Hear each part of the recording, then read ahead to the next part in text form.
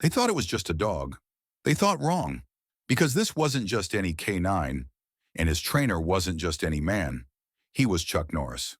What follows is the story of how 15 bikers made the worst mistake of their lives, a tale of loyalty pushed to its breaking point, of chains, blood, and broken bones, of how a peaceful ranch became a battlefield when men with bad intentions crossed a line that should never be crossed. They hurt the dog of the most dangerous man in Texas. In the rugged foothills of the Texas countryside, far from the noise of civilization, a bond had formed that few could understand. On a sprawling ranch with open fields and dense woodland at its edges, Chuck Norris had found peace in the twilight of his legendary career. The man who had once been Walker, Texas Ranger, the martial arts champion whose roundhouse kicks defied physics, the icon whose beard alone commanded respect. But on this ranch, he was simply a man and his dog. Shadow was no ordinary German shepherd. A retired military K9 with 3 tours in Afghanistan, he had seen more combat than most soldiers. His dark coat bore a single scar across his right flank, a reminder of the IED that had nearly taken his life while saving his entire unit. The military had deemed him too traumatized for continued service. Too unpredictable, they said. Chuck knew better. What Shadow needed wasn't retirement. It was purpose. Their morning routine never varied. Dawn broke over the eastern ridge as man and dog completed their 5-mile run. Chuck, despite the years etched into his weathered face, moved with the fluid grace of a predator half his age. Shadow matched him stride for stride, alert eyes scanning their surroundings by instinct. "Good boy," Chuck would say, his voice gravel and whiskey, the same tone that had delivered countless one-liners before dispatching villains. But with Shadow, there was a softness there, a mutual respect between warriors. In the afternoon heat, they would train. Chuck had converted the old barn into a tactical facility that would make special forces units envious. Obstacle courses, scent detection, protection drills. The bond between them transcended simple commands. They communicated through micro-gestures, through energy, through the invisible language that forms between those who have stared death in the face and nodded respectfully. "Some people think dogs are just animals," Chuck mused one evening, as Shadow lay at his feet while he cleaned his collection of firearms. "But you and I know different, don't we, boy? You've got more honor than most men I've met." Shadow's ears perked up, his intelligent eyes never leaving Chuck's face. In those moments of quiet connection, neither could have known that their peaceful existence was about to be shattered, that the training, the bond, the mutual respect, all of it would soon be tested in fire and blood. Because sometimes trouble doesn't knock politely. Sometimes it roars in on Harley-Davidsons, with bad intentions and worse judgment. The Diablos MC weren't just any motorcycle club. They were the nightmare that kept small-town sheriffs awake at night. 26 members strong, they had carved a bloody reputation across 3 states, dealing in everything from weapons to drugs. Their emblem, a grinning devil with burning eyes, was enough to empty bars when they rolled in. Their leader, a mountain of a man known only as Bones, had heard rumors about the isolated ranch with its valuable assets. The location was perfect, remote but accessible to the interstate, with enough space to store their merchandise between distribution runs. Local intel suggested a single older man lived there. Easy pickings. What they didn't know could fill volumes. The first warning came on a Tuesday. 3 bikes rumbled down the long gravel driveway, dust clouds billowing behind them. Chuck was in the backfield running Shadow through advanced tracking exercises when he heard the engines. Shadow froze, his posture shifting instantly from playful to alert, a low growl building in his chest. "Easy, boy," Chuck murmured, placing a calming hand on Shadow's head. "Let's go meet our guests." The bikers were circling the front yard when Chuck and Shadow emerged from the tree line. They moved as one, man and dog, silent and watchful. "Nice place you got here, Pops," called the lead rider, a lanky man with a patchy beard and cruel eyes. "Bit big for just one old-timer, ain't it?" Chuck stood, one hand resting lightly on Shadow's back, feeling the tension in the dog's muscles. His face betrayed nothing, but those who knew him would recognize the dangerous stillness that had settled over him. "Can I help you gentlemen with something?" Chuck's voice was friendly enough, but carried an undercurrent of steel. The second biker, shorter but muscled like a pit bull, spat on the ground. Just admiring the property, thinking it might be up for sale soon. Shadow's growl deepened, and the third biker noticed. Better muzzle that mutt before he gets himself hurt. Chuck's smile never reached his eyes. My property's not for sale, and my dog doesn't much care for uninvited guests. Neither do I. The lead biker's hand drifted toward his jacket, but Chuck's gaze tracked the movement with such intensity that the man seemed to reconsider. With forced laughter, the bikers revved their engines. We'll be seeing you around, old man, the leader called as they turned to go. You and your mutt should think about getting some security. Dangerous world out there. As they roared away, Shadow looked up at Chuck, who nodded grimly. I know, boy. They'll be back, and they won't be alone. For 2 days, Chuck prepared. Cameras were checked and repositioned, entries and exits secured, weapons cleaned and staged strategically throughout the property. Shadow sensed the shift, staying closer to Chuck, more vigilant during their patrols of the perimeter. On the third day they came. 15 motorcycles thundered down the driveway like modern-day horsemen of the apocalypse. This time, they didn't stop to talk. This time, they came with purpose. The first 2 riders skidded to a halt and immediately began pouring gasoline over Chuck's pickup truck. Others circled the house, whooping and firing pistols into the air. From the barn, Chuck watched through binoculars, his face impassive. Looks like we've got company for dinner, Shadow, he said quietly. But first, we need to set the table. Chuck had faced down terrorists, drug cartels, and rogue special forces. He knew better than to confront 15 armed men head-on, legends about his invincibility notwithstanding. Strategy before strength. Always. Through the commotion, he spotted Bones for the first time, massive and menacing in a leather vest stretched over a torso like a barrel. The leader barked orders, sending men to search the outbuildings while others continued their destruction of the main house. Shadow, stay, Chuck commanded, moving toward the back of the barn where he could circle around to the house undetected. The dog whined but obeyed, watching his master slip away. Chuck had almost reached the tree line when he heard it, a yelp of pain that cut through the air like a blade. He froze, then turned slowly, his blood going cold. 2 bikers had found Shadow in the barn. One had the dog cornered, swinging a chain while the other filmed on his phone, laughing. As Chuck watched, the chain connected with Shadow's side, sending the dog crashing into the wall. Something ancient and terrible awakened in Chuck Norris at that moment. Time seemed to slow. The air around him grew still. Those who had fought beside him in special operations would have recognized it. The calm before the storm. The absolute clarity that comes when a master of violence finally unleashes what he has held in check for so long. Shadow struggled to his feet, blood matting his fur, and lunged at his attacker.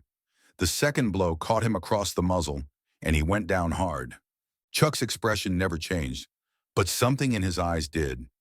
It was the look of a man who had just crossed the threshold from reluctant participant to apocalyptic force of nature. Time to go to work, he whispered to himself, his voice colder than a mountain winter.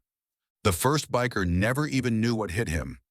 One moment he was raising the chain for another strike at the downed dog. The next, his wrist was shattered in 3 places, and he was staring up at a face that seemed carved from granite. He's got more medals than you've got brain cells, Chuck said, his voice conversational as he dislocated the man's shoulder with surgical precision.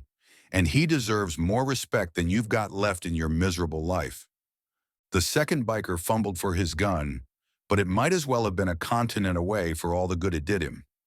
Chuck's roundhouse kick connected with such perfect form that coaches would have wept. The man's jaw gave way with an audible crack as he spiraled through the air and into unconsciousness. Outside, the remaining bikers were still unaware that death walked among them. Chuck knelt briefly beside Shadow, checking his injuries. The dog was hurt but alert, his eyes following Chuck with unwavering trust. Stay here, boy. I won't be long. Moving like a ghost, Chuck positioned himself at the edge of the barn doorway. He waited, counting his breaths, until a third biker wandered in, casually swinging a baseball bat. Hey, Daryl, did you find the... The question ended in a gurgle as Chuck's elbow strike crushed his trachea. The bat clattered to the floor beside its unconscious owner. Chuck picked it up, tested its weight, and nodded to himself. Thanks for bringing the party favors.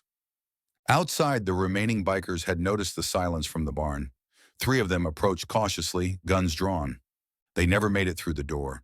The bat whistled through the air with mathematical precision, finding kneecaps, elbows, and in one spectacular case, connecting perfectly with a pistol just as it was being fired, sending the bullet into the biker's own foot. By now, the others had realized something was terribly wrong. Bones bellowed orders, directing fire toward the barn. Bullets splintered wood, but hit nothing of consequence. Chuck was already on the move. He materialized behind a biker lighting a Molotov cocktail, relieving him of both the weapon and consciousness in one fluid motion. The improvised bomb found a new target, landing among 3 motorcycles whose owners were too busy firing wildly to notice until the explosion knocked them off their feet. Chuck moved among them like a force of nature, not wasting energy, not showing off, just delivering justice with the cold efficiency of a man who had spent decades perfecting the art of combat. A palm strike here, a sweep there, each movement flowing into the next. "What the hell is happening?" one biker screamed, firing blindly into the smoke now billowing across the yard. A voice answered from the darkness behind him. "You hurt my dog." Bones was the last one standing, his massive frame silhouetted against the burning motorcycles. He raised a sawed-off shotgun with hands that for the first time in years were shaking. "Who are you?" he demanded, swinging the weapon in wild arcs.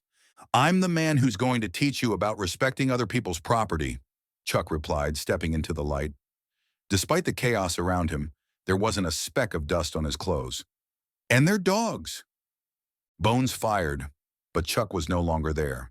The big man blinked in confusion, then felt a tap on his shoulder. He turned to find Chuck Norris standing behind him, holding the empty shotgun shells. "Looking for these?" The punch that followed wasn't flashy. It didn't need to be. Just a perfect right cross that connected with the precision of a surgeon and the force of a freight train. Bones collapsed like his namesake had been removed from his body. As the smoke cleared, Chuck surveyed the scene. 15 of the most dangerous bikers in 3 states lay scattered across his property in various states of injured consciousness. Not one had been killed, though several would need extensive medical attention before they saw the outside of a prison again. Chuck dusted off his hands and turned back toward the barn. "Nobody hurts my dog," he said to no one in particular. "Nobody." 3 weeks later, Shadow lay on the porch, his injuries healing nicely. The local sheriff had been both horrified and impressed by what one man had done to an entire biker gang. The paperwork had been extensive. "So let me get this straight," the sheriff had said, looking around at the destruction and the groaning bikers being loaded into ambulances. "You did all this by yourself?" Chuck had simply shrugged. "They started it." Now as the sun set over the Texas hills, man and dog watched the horizon together. Chuck reached down to scratch behind Shadow's ears. "The vet says you'll be back to full training in another week," he told the dog. "Though I'm thinking we both earned a vacation. Maybe somewhere with a beach." Shadow's tail thumped against the wooden porch. A news van had shown up earlier that day, hoping for an interview with the man who had single-handedly dismantled the Diablo's MC. Chuck had politely declined. "Sir," the persistent reporter had called as Chuck walked away, "they're saying you took down 15 armed men without even using a gun. How is that possible?" Chuck had paused, considered for a moment, then turned back with the hint of a smile. "Well, ma'am, it's like this. Other people have fight-or-flight instincts. I just have fight, or fight harder." The story spread anyway, growing with each telling. How Chuck Norris had caught bullets with his teeth. How he had roundhouse kicked 3 men at once. How the devil emblem on the bikers' jackets had wept tears of fear. The truth was impressive enough.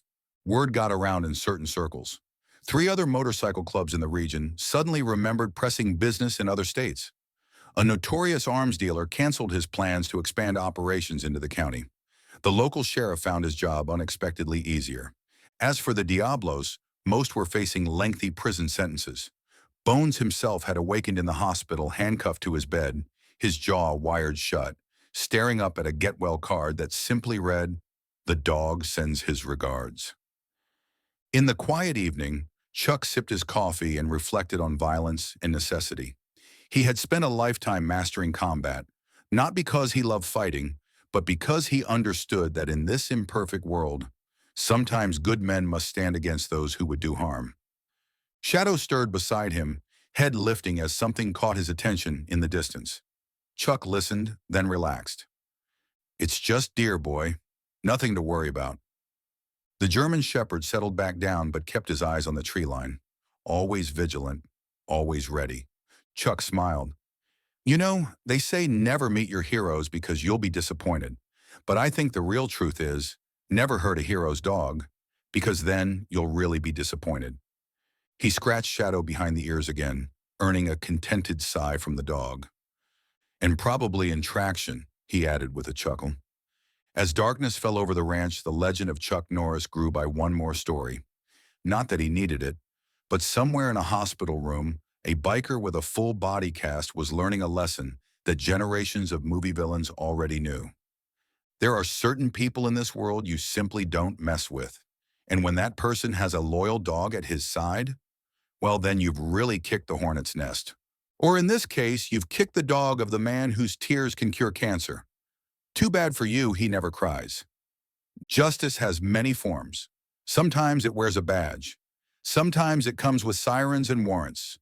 And sometimes it comes with a roundhouse kick and a German shepherd.